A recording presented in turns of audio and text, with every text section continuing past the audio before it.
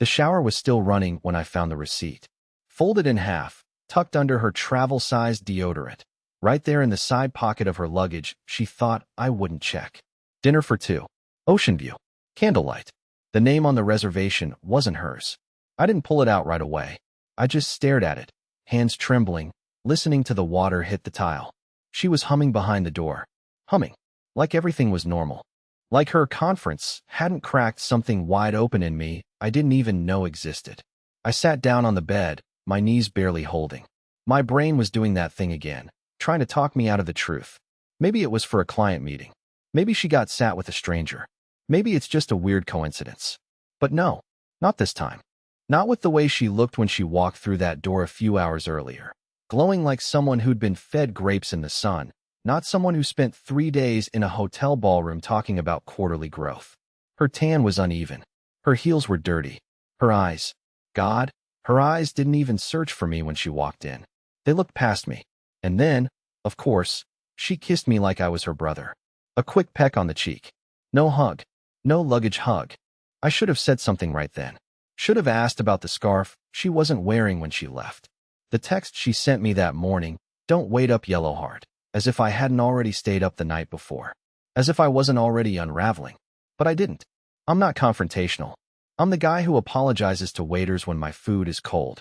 The guy who says, "It's fine," even when it's not. The guy who forgives before he even hears the lie. The water stopped. The humming too. I shoved the receipt back into the pocket, closed the suitcase, and walked to the kitchen like nothing had happened. She came out wrapped in a towel, skin damp and soft-looking, like she'd just been reborn. She smiled at me like we were newlyweds again. And I smiled back. Because I'm a coward. That night, I didn't sleep. Something inside me buzzed like static. I felt hot. My chest ached. I chalked it up to stress. But it got worse the next day. By Wednesday, I was at the clinic. By Friday, the tests were back. And that's when I realized this wasn't just a betrayal. It was a goddamn exposure. They called me at 9:42 a.m. on a Thursday. I remember because I'd just finished feeding the neighbor's cat. A favor I didn't want to do, but said yes to because saying no makes me nauseous. My phone buzzed in my pocket, and I almost didn't answer. The number looked official, government adjacent, the kind that usually means taxes or jury duty. But I picked up. The nurse sounded too calm. That's what shook me first. Not what she said, not the terms she used. It was the stillness in her voice, like she said this kind of thing every day, like it was routine to inform someone that something foreign now lived in their body. "We received your results. You tested positive for HSV too. It's very common, nothing to be ashamed of, but we do recommend informing any recent partners." The words didn't register. I actually asked her to repeat it. Then I said, "That's not possible." The way someone would say, "There must be some mistake." But she didn't flinch. She didn't backpedal. Just offered to email over resources and a follow-up appointment. I said thank you. I thanked her. Then I hung up and stood in the middle of our living room, looking at the framed photo on the wall, the one where Mallory and I were holding smoothies on the beach in Cape May, squinting into the wind, pretending we had no problems. I hadn't been with anyone else. Not since we got married. Not even close. My life was small, quiet, routine, editing gigs, grocery runs, occasional nights out with Nolan, my only single friend who still tried to pull me into trivia nights like we were 22 again. There was no gap. No maybe. No possibility. Only her. I didn't confront her that night. Or the next. I just watched her. Closely. How she touched her phone like it had a heartbeat. How she'd started wearing perfume to run errands. How her phone was suddenly always face down. And then there were the showers. Always late at night. Always long. The same towel. The same humming. I started timing them. Counting the seconds like a lunatic. The receipt. The toothbrush. The tan lines. The glow. It all snapped into place like a slow-motion car crash I'd been pretending not to see. Friday evening, I made dinner. Her favorite, sesame-crusted salmon. I lit candles. Put on her playlist. She walked in and looked surprised, maybe even guilty. "This looks amazing," she said, setting her purse down. Her voice wavered just slightly. I waited until she took the first bite. Then I slid the envelope across the table. Inside were my test results. She froze mid-chew. "What is this?" I didn't speak. I just watched her eyes read the page. Watched the color drain from her face. watched her reach for water and knock the glass over instead. Then she looked at me. And for the first time in weeks, she looked scared, but not of the results, of what I knew now. And I hadn't even asked the questions yet. She didn't touch her fork again after reading the results. Just sat there in the candlelight, face pale, lips parted, trying to decide if denial or deflection would buy her more time. I watched the calculations behind her eyes, like she was rewiring the entire evening in her head, shifting from wife to strategist in real time. Finally, she broke the silence. Why would you go get tested? Her voice was steady, but her hand kept twitching against her thigh. I noticed she was wearing new jeans. Tight ones. Dark blue. Not her usual home mode leggings. I wondered if she'd been somewhere before dinner. I wondered what was still in her car. I didn't answer her question. Not directly. I just said, it wasn't by choice. I got sick. I thought it was the flu. It wasn't. She blinked. Once. Slowly. You think I gave this to you? She asked. No. I said, leaning forward. I know you did. That did it. Her expression cracked. Not from guilt, but offense. She actually laughed. One sharp breath, like I was accusing her of stealing my leftovers instead of violating our entire marriage. Darian, are you serious right now? You want to have this conversation like this? Like what? I asked. Over dinner? At home? Alone? After you came back glowing from a 3-day work trip where your toothbrush came back bone dry? She opened her mouth, closed it again, and reached for her wine.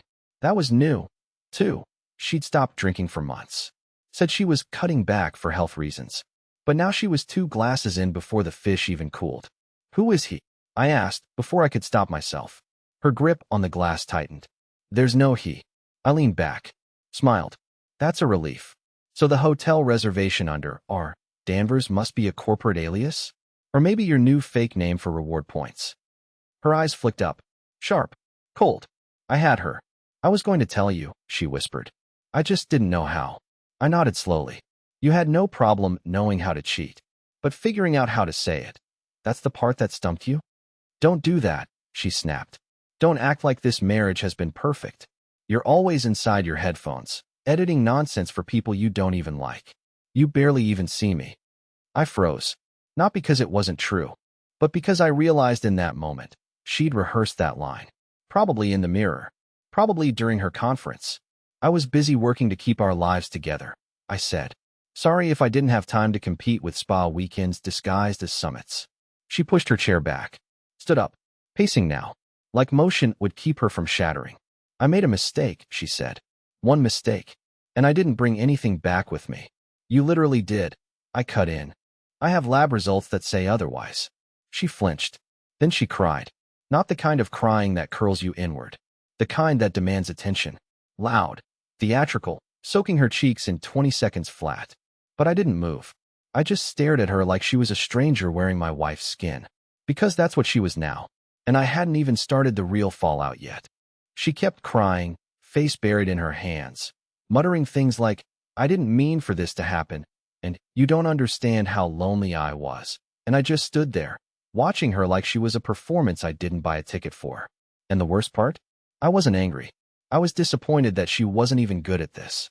After everything, the lying, the disappearing acts, the gaslighting, she still couldn't piece together a version of the story that sounded even remotely believable. That's what cracked something in me. Not the betrayal, not the test results, but the realization that she hadn't even respected me enough to build a better illusion. I walked into the kitchen, mostly to get away from the sound of her sniffling. It wasn't sadness. It was panic. Panic about being caught. About what came next. I opened the fridge, stared at the untouched bottle of Riesling we bought on our anniversary, and wondered if I should pour a glass. I didn't. I just stood there, door open, light buzzing, letting the cold air hit my face like it might calm the storm in my chest. She followed me in after a while, her footsteps soft, cautious. Like I was a wounded animal she didn't know how to approach. Maybe I was. I didn't plan it, she said behind me. It just happened. I closed the fridge and turned around. You don't just happen into a hotel room, Mallory. You don't just accidentally make a reservation under a man's name and forget to use your husband's toothbrush because you were too busy using his. She winced at that. Good. I wasn't thinking, she said. God, Darian, I was so tired of pretending everything was okay. I needed to feel like someone saw me. I saw you, I said. I've always seen you. I just didn't know I was supposed to be competing with strangers for the privilege. She leaned against the counter, suddenly deflated, like the argument had taken the last bit of oxygen out of her. For a minute, we just stood there in the dim kitchen, neither of us saying anything. The silence was heavy, different from before. Now it had weight, like it was pressing us both into the floor. And then, quietly, she said, "It's over." I didn't respond. I wasn't sure if she meant the affair, or the marriage, or both. But she looked like someone who had already made peace with the fallout. It was one weekend. He doesn't even live here. It didn't mean anything, she added, almost like she was offering a discount on the damage. That's not how this works, I said, shaking my head. You don't get to light our life on fire and then hand me a fire extinguisher and call it even. She reached out, maybe to touch my arm, maybe to beg. I'll never know, because I stepped back before she could. Don't, I said. Not now. Her hand dropped. Her eyes dimmed. And then she said something I'll never forget. You're not blameless in this. It was like getting kicked in the chest. I walked past her without another word and went to the bedroom. Closed the door. Locked it. Not because I thought she'd come after me, but because I didn't trust myself not to say something I couldn't unsay. I sat on the edge of the bed, staring at the wall, heart pounding so hard I could hear it in my ears. I should have packed a bag, left, walked out like they do in the movies. But I didn't, because I wasn't done watching her break. She didn't come to bed that night. I heard the creak of the couch around 2 a.m., the faint buzz of her phone lighting up, probably checking if he texted. I imagined her thumb hovering over his name, deleting messages, rewriting the story before I could see it. I wondered if she changed his contact to something like HR team or Sarah from marketing, some safe, sterile alias designed to keep the truth buried in plain sight. I didn't sleep. I just lay there, eyes on the ceiling fan, which wasn't even spinning, but made this low hum anyway. It sounded like something dying slowly. Fitting. In the morning, I got up first. Made coffee. Not for her, just for me. Usually I'd leave a cup out for her, steaming with almond milk just how she liked it. But not this time. This time the second mug stayed in the cupboard, untouched, like a forgotten promise. She came into the kitchen half an hour later, wearing one of my old t-shirts like she used to when things were still good. She was trying, I could tell, not out of love, but damage control. Her hair was up, no makeup, face clean like she was hoping looking soft and vulnerable would undo everything. Like I'd forget what had been done if she just dressed like the version of her I used to trust. She didn't say good morning. I didn't either. We just existed in the same room, breathing the same air, pretending not to notice the walls had shifted. Finally, she broke, sat down across from me and whispered, "What now?" It wasn't defiant. It wasn't even emotional. It was clinical, like she was asking a therapist how to move forward from a failed treatment plan. "I don't know," I said honestly. "What do you think should happen?" She looked surprised, like I'd passed her the steering wheel. She didn't want it. She wanted me to make a decision, scream, cry, demand she leave, something that made it easier for her to play victim. "I don't want to lose us," she said. "I know I broke something, but people come back from worse." "You didn't just break something," I said, setting my cup down. "You invited someone else into a space that belonged to us. You didn't trip and fall into his arms. You booked it. You curated the betrayal like it was part of your itinerary." She looked down. That landed. But then she said it again, quietly. "You weren't there." And I wanted to scream. Because I was. I was there in every unnoticed moment. Every time I made dinner and you scrolled on your phone. Every time I folded your laundry or charged your laptop before a meeting. Every morning I kissed the back of your head before you woke up. But instead, I said nothing. Because I knew the minute I started listing those things, I'd sound pathetic. Like I was auditioning to be chosen again. And I wasn't sure I wanted to be. "What do you want me to do?" she asked finally, almost begging. "Tell me everything," I said. "No filters. No edits. I want the truth, not the version that makes you look better. The real one." She swallowed hard, looked over her shoulder like someone might be listening. Then she nodded once and started talking. The first sentence out of her mouth changed everything. She looked up at me, lips slightly parted, face pale like she was about to read me an obituary. Only I was the one who'd die when I heard it. "I didn't go to Charlotte," she said. I blinked. "What?" She clasped her hands in front of her like she was in court. The conference, it was real. But I wasn't there. I told them I had a family emergency and cashed in a few favors to get the days off approved without using PTO. I even had a coworker put my name on the attendance sheet and take notes for me. She owed me. I said I'd explain later. The room spun slightly. Not from surprise, from clarity. Like something I hadn't been able to place was now snapping into view all at once. Where were you? I asked, though I already knew it wouldn't be a city I could find on any map we'd made together. She looked down at her hands. Santa Barbara. That was 2,800 miles away. With someone who wasn't me. I didn't speak. Couldn't. The air felt too thick to push words through. She kept talking, like ripping the bandage off faster might hurt less. He's someone I knew before you, she continued. Before we got married. We dated in college. It ended badly. But he reached out months ago, said he was in town for a project, and, I don't know. It stirred something up. How long? I finally managed. How long were you talking to him before you decided to disappear across the country and lie about it? Since April, she said. 3 months. 3 months of secret messages, fake meetings, bathroom calls, new lingerie hidden in the bottom of the gym bag. 3 months of me pouring coffee while she typed, "Good night, face blowing a kiss," to someone else. I let out a small laugh. It wasn't funny. It was the sound a person makes when their brain can't decide whether to cry or throw up. And you slept with him. She didn't nod. She didn't need to. Was it just once? She hesitated. Too long. Twice. I could tell that was a lie. But I didn't push. I already felt like my bones were made of paper. Why him? I asked. Out of everyone. She shook her head. It wasn't about him. It wasn't about you, either. I felt like I was drowning and needed to remember who I was before I became. This. I stared at her. This what? She didn't answer. Just looked at me with glassy eyes like I was supposed to fill in the blank for her. That's when I realized she hadn't come clean to fix anything. She'd come clean to absolve herself. Because carrying the secret had finally become harder than losing me. She reached for my hand. I pulled away. I need space, I said. She flinched like I slapped her. I'm not saying it's over, I added, even though part of me knew it probably was. I need time to think. Alone. She nodded slowly. Didn't argue. That scared me more than if she had. She was already letting go. And that meant this wasn't the end of a chapter. It was the start of something else, something I didn't have a name for yet. 2 days later, she left for her sister's place. She packed like she was going on a weekend trip. Casual, efficient, clinical. She didn't cry. She didn't beg. She just asked, "Do you want me to stay somewhere else for a while?" And when I nodded, she kissed me on the temple like I was a sick child she was tucking in before surgery. The moment the door clicked shut, the house changed. Not quieter, emptier. Like it had been hollowed out, and only the echo of us was left rattling inside. Her toothbrush still in the bathroom. Her favorite throw blanket still tossed over the couch. Her hair tie still looped around the gearshift in her car.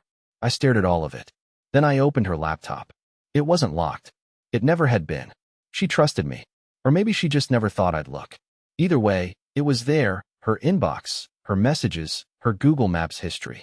Everything. She hadn't wiped a thing. And I read it all. Every last word. 3 months of texts to a man named Ridge. Yes, Ridge. That wasn't even the worst part. His name was saved as Beacon. I still don't know why. Maybe he made her feel like he was guiding her out of the life we built. Or maybe she just liked the drama of it. I wouldn't put it past her. The messages started mild. Nostalgia. Old jokes. Catching up. Then they escalated. Compliments. Confessions. Memories of what we had, and what ifs, and how come you always understood me better than anyone else. And then came the photos. She sent him one from our bathroom mirror. One from the kitchen, the night I was out getting groceries, apparently. And one from the hotel in Santa Barbara, wearing the same silk scarf I'd complimented when she came home. I stared at those images until my eyes blurred. I clicked every voice memo. Watched every godforsaken video. I didn't even recognize her voice in some of them. She laughed different. Softer. Younger. Like she'd peeled off the life we'd built together and slipped into her past like it still fit. But what broke me wasn't the physical stuff. It was what she said about me. He's sweet, but he doesn't see me. He edits wedding videos all day like he's stuck in someone else's love story. Sometimes I think I married comfort, not a person. Comfort. Like I was a weighted blanket she got bored of. I sat there for hours, just absorbing it. Not crying. Not raging. Just drowning in quiet humiliation. Every detail rewrote my memories. Every timestamp became a landmine. I started questioning every laugh, every hug, every lazy Sunday morning when she said she loved me and I actually believed her. I scrolled all the way back to the first message he sent her. It was a simple, "Still think about you sometimes. Hope that's not inappropriate." She replied 5 minutes later. Same. That's all it took. A seed. And she let it grow into a lie she watered with our silence. I closed the laptop at 4:17 a.m. I should have been furious. I should have smashed something. But all I felt was tired. Like grief had been sitting on my chest for days, and I had just now stopped pretending it wasn't crushing me. I took the scarf she wore in Santa Barbara and shoved it into a drawer. I took her toothbrush and threw it out. I deleted our anniversary playlist from my phone. Not because I was done, but because I had one last thing to do. And she wasn't going to see it coming. She came back on a Sunday, exactly 1 week after she left. I knew the moment I heard the familiar knock, 2 short taps, one long, like muscle memory from better days. I was in the middle of folding the laundry. I didn't rush to the door. I finished the shirt in my hands first. When I opened it, she looked different, less polished, no makeup, hair pulled back. A duffel bag slung over her shoulder like a soldier returning home, unsure if the locks had changed. She didn't say anything at first, just stood there, looking past me, eyes darting around the apartment like she was expecting everything to be the same. But it wasn't. There were gaps now, small ones, but obvious. Her favorite candle missing from the shelf. Her framed college photo gone from the hallway. The playlist that used to hum from the speaker when she walked in, silent. "I wasn't sure if I should come," she finally said, voice quieter than I remembered. I didn't step aside. She shifted her weight. "I just wanted to talk." I nodded. "So talk." She looked surprised. Maybe she expected the door to slam. Maybe she thought I'd still be shattered, orbiting around her like I always did. "I've been thinking," she said, stepping back slightly, "about what I did. About us. And I know I don't deserve forgiveness. But I still love you. I didn't know that until I left, and you weren't there." I stayed quiet. Not because I didn't have a response, but because I'd learned something in the last 7 days. Silence is power. She kept going. "I ended things with him. I told him never to contact me again. I've been going to therapy. I'm not here to make excuses. I just wanted to be honest." I finally spoke. "I read everything." She blinked. "Everything." I nodded. A long pause. She looked like she wanted to melt into the floor. "Then you know how badly I messed up." "I do." Another silence. And then she asked it, the question I knew was coming, the one she built this whole speech around. "Do you think we have a chance?" And I smiled. A real one. Not cruel. Not bitter. Just calm. "I think I have a chance," I said. "And I'm going to take it." Her brows furrowed, confused. "What do you mean?" "I mean I'm not doing this anymore. The auditions. The explanations. The quiet swallowing of pain so you can stay comfortable. I'm done, Mallory. I don't hate you. I don't even want revenge. But I've finally remembered who I am. And I don't need to shrink just to keep someone who outgrew me." She opened her mouth, closed it, and for the first time since this began, she had no words. I stepped back, gently closed the door, and turned the lock. It didn't feel like slamming a chapter shut. It felt like turning the page and finally starting my story.